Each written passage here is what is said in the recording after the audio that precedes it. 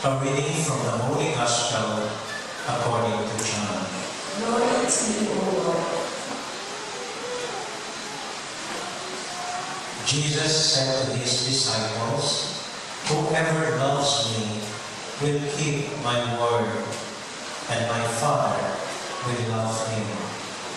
And we will come to him and make our dwelling with him. Whoever does not love me does not keep my words. Yet the word you hear is not mine, but that of the Father who sent me. I have told you this while I am with you.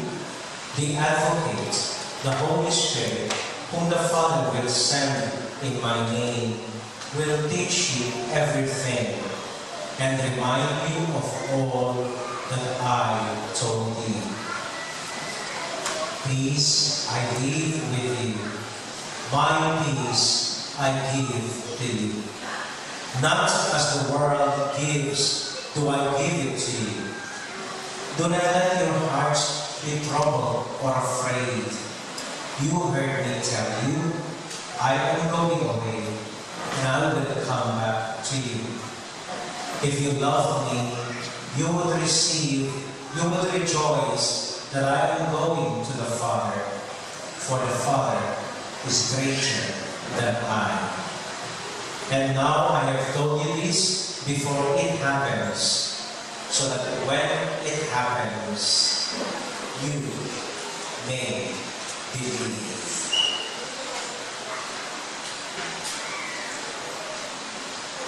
My dear friends, the good news of our salvation. Praise be, Lord Jesus Christ.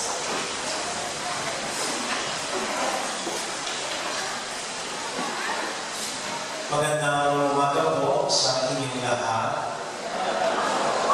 Kumusta po kayo? Mabuti rin po. Salamat. Ang ating maikling Ebanghelyo po ngayon ay hamon kay John, chapter 14, verses 23 to 29. Hinggil na naman po ito sa who loves me, love one another. Sanay na po tayo doon, madalas po natin nadidinig yun. So hayaan po niyo kumuha tayo ng ibang linya sa Ebanghelyo at tignan po ito ayon sa nangyayari sa atin ngayon.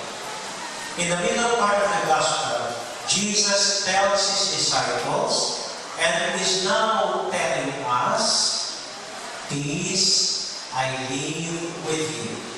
My peace I give to you. Not as the world gives its peace." Ang kapayapaan, ang aking kapayapaan, sabi ng Panginoon, ang ibinibigay ko sa inyo, hindi tulad ng kapayapaan na binibigay ng mundo. So, klaro po, may pinagkakaiba ng kapayapaan ng mundo sa kapayapaan ng Panginoon na tinutukoy niya sa Ebanghelyo. Maliwanag po, there is a difference between the peace of the world and the peace of Jesus. Ito nga po, sabi ko, ang tingnan natin, ayon po sa karanasan natin ngayon. Kaya doon sa simula po ng isa natin, nabanggit ko, hingi po tayo ngayon ng kapayapaan, tunay na kapayapaan sa Panginoon. So ano po ang pagkakaiba ng kapayapaan ng mundo at kapayapaan ng Panginoon? Simple lang po, tatlo lang. Unang-una, ang kapayapaan ng mundo ay nagdidepende kung nanalo ako laban sa iyo. The peace of the world is about if I have won over you. Yet the peace of Christ is if I have befriended you. Ang kapayapaan ng mundo ay kung nagwagi ako laban sa iyo. Kung naisahan kita, kung nauna ako sa iyo, kung nanalo ako sa iyo, kung lumamang ako sa iyo, payapa ako. Yun ang kapayapaan ng mundo. Ang kapayapaan ng Panginoon ay kung naging kaibigan kita. Kaya po ngayong halalan, mahalan po natin lahat ang manalo tayo sa kalaban, ang partido natin, ang lumamang na tayo ang mauna, o kaya basta naisahan na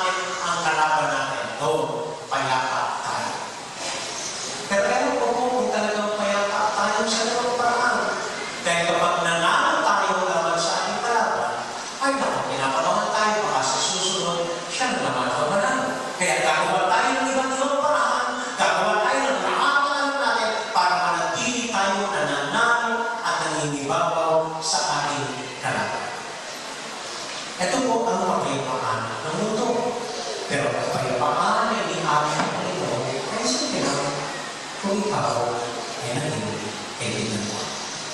Bigay ko po kayo ng halimbawa. Minsan po ako yung punta sa SM, bilhin, pero nagkataon po sale. So, ang daming tao, daming mga sasakyan na nakaparada, na ilang-ibot na ako dun sa parking area. Wala akong makita ng parking slot. Hanggang nagawin po ako sa isang way, may nakita ko isang kotse na nag-aabang na doon, at pagpasok ko, tamang-tama may lumalabas na sasakyan. At swerte ng swerte, habang palabas ko ang sasakyan nito, para makalabas siya, umurong siya dun sa puwet ng isang kotse na una sa akin na nag-aabang. So, hindi maka-pwesto ngayon ito, pag-urong niya, ako nakapasok agad dun sa lugar niya. Tuwa-tuwa ako. Sabi ko sa ko, sorry, ganyan talaga ang mundo, unahan na lang yan, pasensya na, napuna ko sa iyo. So, bumaba ako sa sakyan ko, at nakita ko yung driver yung naunahan ko yung kotse dun sa una, talagang galit na galit yung mukha. So, sabi ko, pasensya na, una lang yan. Kaya ako kung pumasok sa SM, parang bumili. Pagkapasok ko sa SM, bigla kang naalala. Oo, nanalo ako. Naunahan ko yung kotse yun sa pagpata. Pero ano kaya, baka sa galing niya ay nasas niya yung kotse ko. Kaya kung pagpasok niya, mamaya tinagban niya yung side view mirror ko. O kaya ilagyan ng tako ang bulog ko. Ay, so kinabahan ako, bumili ko kagad yung dapat bumili. At ay gusto ko ba pumasyal sa SM? Ay, lumabas na po ako. At nagpunta sa sakyan ko, ilang beses ko iniikot. Yung sasakyan ko, ini-inspection, baka nangyari na. Nanalo nga ako, pero hindi ako. Siguro po kung pinagbigyan ko yung kotse yun, baka nakaibigan ko ba? Baka ibigay lang pusa sa akin. Baka tinuwan lang magilang ng ibang parties. O baka dinantayan pa niya ang sasakyan ko. Yung wala kayo makakibigyan ko. Kaya sabi ng Panginoon sa atin, tinatawag ko kayo mga kaibigan, hindi mga alipin. Yung kapayapaan, kaya payapan siya, kaya pinako siya sa krus, pag yung nagtako sa kanya, kinunin niya mga kaibigan. Yun po ang tunay na kapayapaan na kami. May kaibigan po akong magkasama, lagi sila nag-aaway. Ay, hindi magkasundo, kahit ilang taon na magkasama. So, sinusundo mo sa akin ng babae, ay nakuha mo, ito kasama ko na namin, napakatangin, napakasama ang ulo, mahina ang pukote. Ano naman, karang na mali siya, kaya pinipilit pa niya. Kung sabi ko kanya, ba't kailangan kong sabihin na tagayin mo siya, kaya alam naman natin yun. Ba't hinayaan mo na kung sa anong atin na nandiyan lang yung discover na mali siya, kasi aawain mo. Kaya in that way, magiging kaibigan mo pa siya. You don't have to do it right and he's wrong. Let him discover it. And then you will be friends in the process. Ito po ang kapayapaan na iniaalay ng Panginoon. Alam po ninyo, binibilang ko natin ang linggo po tayong magkasama. End of May, magkakaroon na tayo. At pag-aabis ko po sa parokya ito, ang maaaral ko at mamahalin ko yung pagdarasal ko, hindi yung mga nanalo sa akin o hindi kanino nanalo ako. Hindi yung mga nagpakita mas magaling sa akin o nagpakita ko mas magaling sa akin. Hindi po. Ang maaaral ko dahil ko, ipagdarasal ko. Yung mga naging kaibigan ko dito.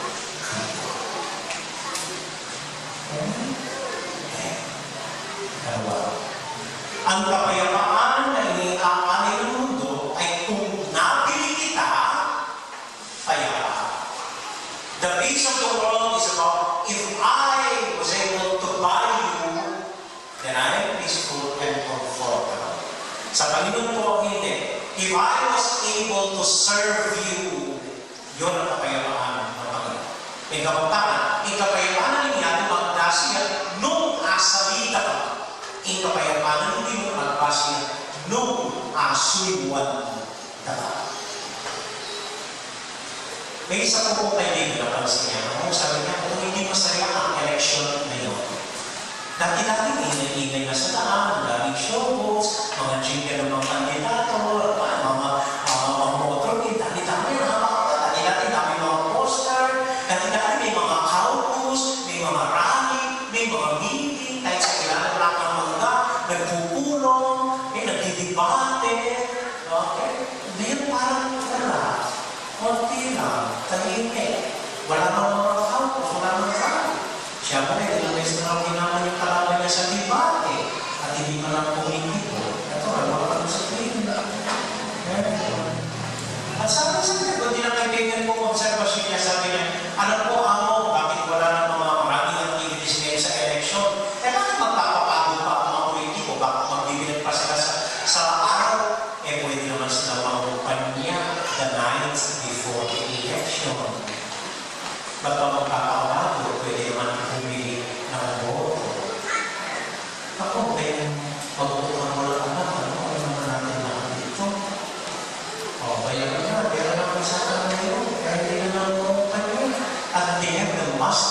master the art of hope buying. Yung hope buying na yun, mismo sweldo lang sila poll watchers. Dami-dami. Ang mga poll watchers na ito, ng mga poll watchers, tapos sweldo lang yun. Wala nito siya.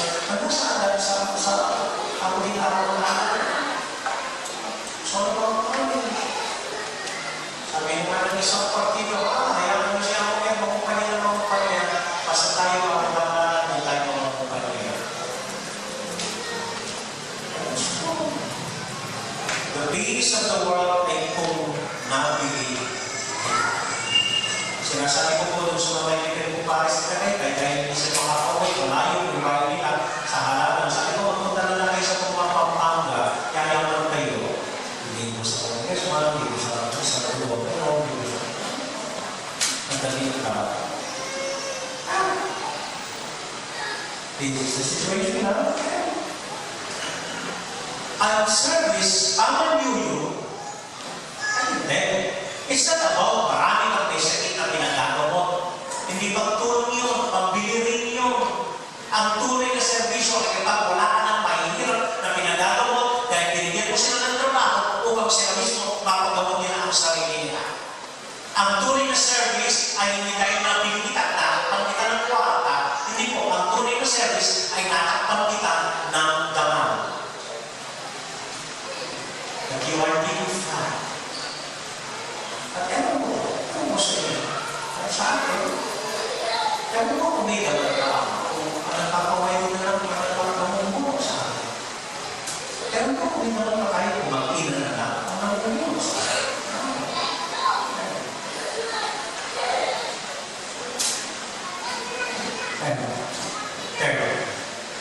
The peace of the world is kung tayo ay nagtagumpay. If we have been successful. But the peace of the Lord is not about tagumpay or success. It is about being faithful. Ayon sa mundo, payapa tayo kung tayo ay nagtagumpay. Sa Panginoon, payapa tayo kung tayo ay naging tapat. Kung titignan po natin, minsan ako po, ako nag-iisip ko, tayo ay nagtatagumpay. May halalan na lang sinasabi, mag-boto ayon sa konsyensya, huwag magbili ng boto, magbili ng gusto. Pero ako, pre-election, hindi nangyayari yun. May election, mabibili tayo ng mga aral, ng mga lesyon, pero ano pa rin, hindi tayo nagtatagumpay. May kaibigan po ako nagtatrabaho sa office, connected in the office of the President, gumagawa ng mga programa, mga sistema po para maging maayos sa lahat, malinis ang lahat. Pero kahit pang may lang po sa ko, sabi niya, ako gusto ko lang sumuko. Mga nangyayari, lahat na lang, politiko, korang, madaya. Lahat na lang, pati kabataan, barangay, nabibili na rin, at gumagamit na rin ang pera. Ano na pagkasa ko lang kayo kayari? Gusto ko lang sumuko, hindi tayo nagkakagumpay. Ano yung nangyayari sabi niya, hindi ako pwedeng bumigay. Naniniwala ko pa rin ako. Kaya gumagawa ko rin ng mga programa, kahit man lang sa mga bata, na maraming sakali sa kanila, pag sila lumaki, at least, baka maayos na nila rin. And even on a personal level, gano'n din po. Kung titignan mo natin ang buhay natin, hindi naman tayo nagtatagumpay. Maraming mo sa atin hindi magtagumpay sa buhay natin. Titignan nyo na kung ano nangyayari sa mga anak ninyo. Ano na failure? Dahil yung buhay, yung mga anak ninyo, kung titignan nyo relasyon sa asawa nyo, lagi nag-aaway, lagi nagtatagumpay, hindi rin successful. It's a failure. Kung titignan po yung parokya natin, it's also a whole lovely story of success. Hindi pa rin tayo nagkakaisa. May mga hindi pa rin nagkakaulawan. We have not been successful. Pero buti na lang po hindi ganoon ang basihan ng Panginoon ng kapayapaan. Ang basihan ng Panginoon ng kapayapaan is if we have been faithful. Maaari hindi natin nauunawaan ang mga anak natin, pero dapat pa rin tayo sa kanila. Maaari hindi ngayon nagkakaunawaan mag-asawa, pero nagsusulit pa rin maging tapat sa asawa. Maaari hindi ako nagtatagumpay bilang pare, pero nagsusulit pa rin po maging tapat sa ating pagpapare. At yun po ang basihan ng Panginoon ng Panginoon. Hindi po naging natagumpay tayo. Kasi po kahit ang anak niya, hindi nagtagumpay, natapos ang buhay niya sa krus. Hindi tagumpay po ito. Pero kahit tinapos ang krus, naging tapat pa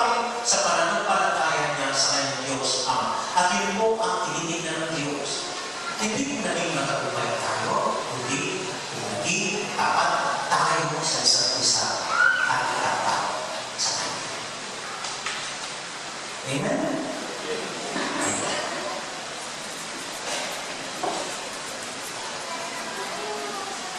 Napag-usapan po natin minsan ang Spider-Man. At pag-isa na mawalaan yung one line, the motto ni Spider-Man, with great powers come great responsibilities. Kung may malaking namang kapangyarihan, malaking ang responsibilidad. May isa pong sinabi si Spider-Man, ewan ko kung part 1 o part 2, na maaaring hindi lang natin nakita. Nung natalo naman niya ang kanyang kaaway, si Green Goblin, na ama ng matalo niyang kaibigan, habang malapit na mamatay ito, sabi sa kanya ni Green Goblin, kay Spider-Man, sabi niya, you know, I have no choice. Kaya daw naging masama siya dahil sa sistema, dahil sa nangyari sa kanya, dahil gano'n lang, he has no choice. And then sabi po ni Spider-Man sa kanya, no, we all have choices. We all have choices. Huwag po niyo sabihin sa mahirap na ako kasi dahil na yung sistema natin, kaya pinabili ko ng moto ko, hindi ko. You have choice ninyo ng pagbili ng moto. Huwag po niyo sabihin kasi wala nang magawa, ganito na ang sistema, ganito ako, ay conscience no. Tuloy po lang sinasabi ng Panginoon, we have a choice. Ang kapayapaan ng mundo o kapayapaan ng Panginoon. Ang unang pong regalo sa atin ng Panginoon, noong nilalang niya tayo, is the freedom of choice. Pwede pumili, malayang pumili, kaya ang Panginoon hindi niya pilitin sa atin na maniwala tayo sa atin at hindi natin siya. He left it with us. We have a choice. At ewan ko kung anong daman pa, anong uli pa tayong tao matitira sa atin kung wala na tayo karapatan ng lili. It's not only about connection, it's about the choices we make in life. And here is the Lord offering us a choice. Peace of the world or the peace that I can only give. Amen? I believe in God.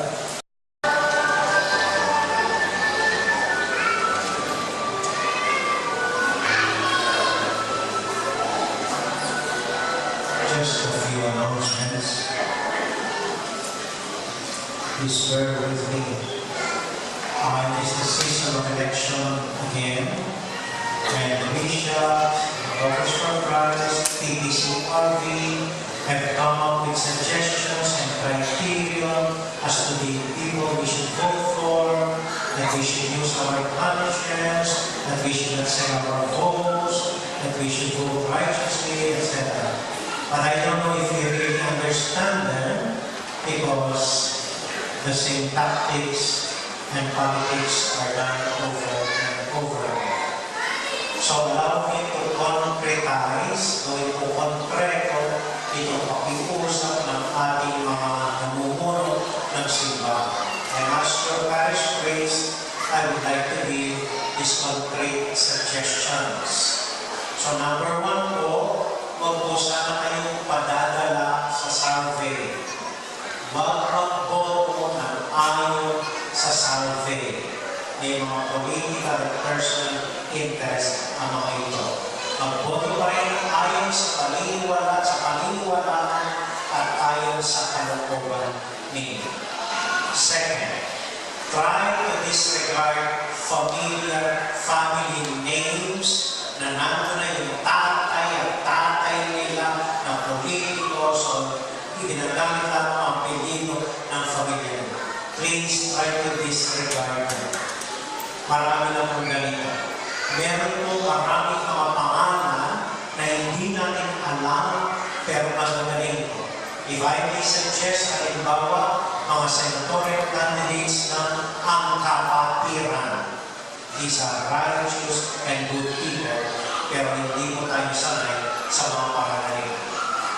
And then, RH bill is not the only issue. So kahit kontra sa RH bill ang mga anak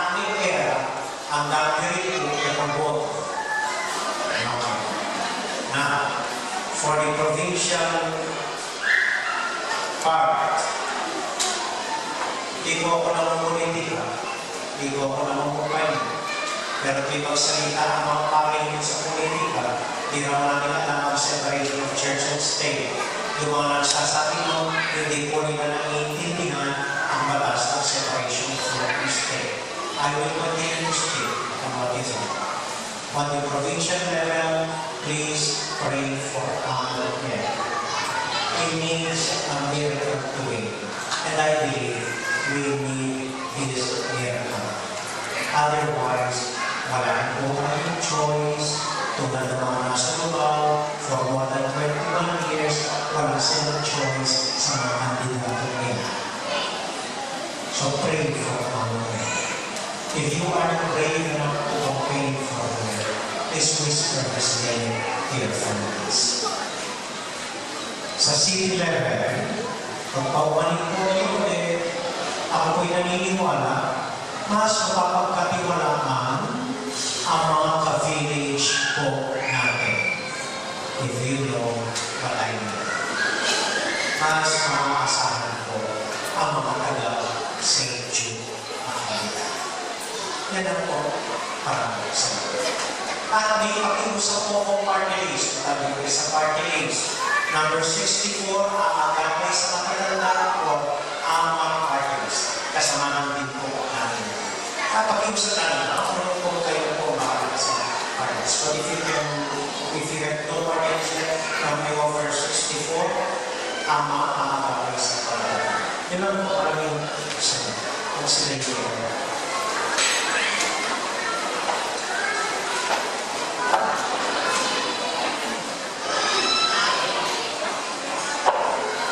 ready for the praise, the Lord is with you. Let's try your walking in our message, the fruit of your womb, Jesus. Our Lady from Most Holy Rosary, Saint Jude Tadeus, the Lord be with you. And may the Almighty God bless you and keep you and your loved ones, the Father, the Son, and the Holy Spirit. Amen. Our Mass has been offered. Go around into the peace and joy of Jesus the Lord. Thanks be to God. And